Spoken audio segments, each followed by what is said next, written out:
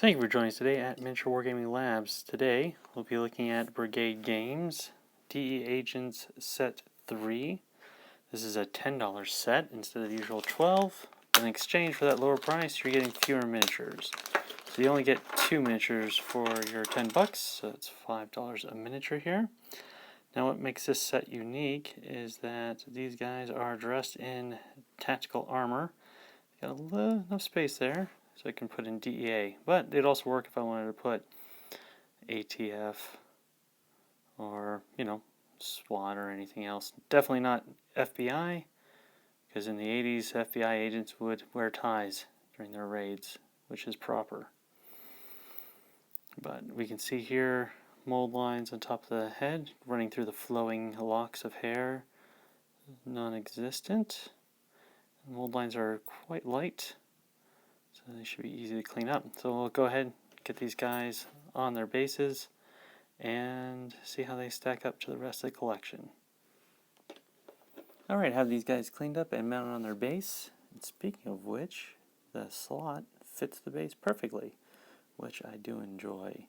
Now I bought these guys to round out some of my existing miniature lines, so they fit in great with studio miniatures. Similar height and build to the models, similar thickness. Studio sells different sized bases, but you can swap bases or just leave them not matched. Doesn't matter. They look good. Alright, now something else they work well with is North Star and Funky Skull Games. These guys fit in thematically in dress and everything. Short sleeve shirts and body armor with slacks. I mean, that's kind of timeless. Now, something else I like to use is Anvil Industry. Does a 28mm heroic line, so I can summon my own forces. This particular set, the Anvil Industry guys do look bigger, but that's kind of alright because they are just say they're wearing thicker armor. But the weapon systems are and height are the same thickness, so that works. Now, this particular set works well with the Spectre Miniatures 28mm true scale, something I like to use for my modern wargaming. The only difference is John Wick here is a little touch taller, and the weapon system he's carrying is a little bit thinner. Otherwise, same build across those, so good fill out for there. Now let's see how these guys look with the terrain.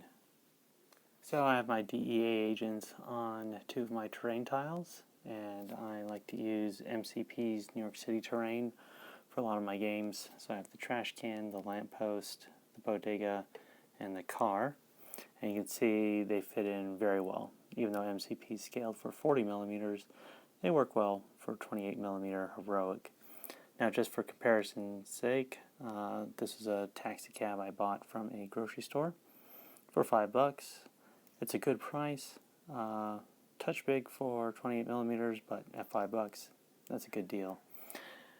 Now, $5 a model, $10, that's pricier than the other sets. I wish they just threw in a third guy and made it $12, but they are unique in the line, and I don't have a lot of DEA agents or special agents in body armor.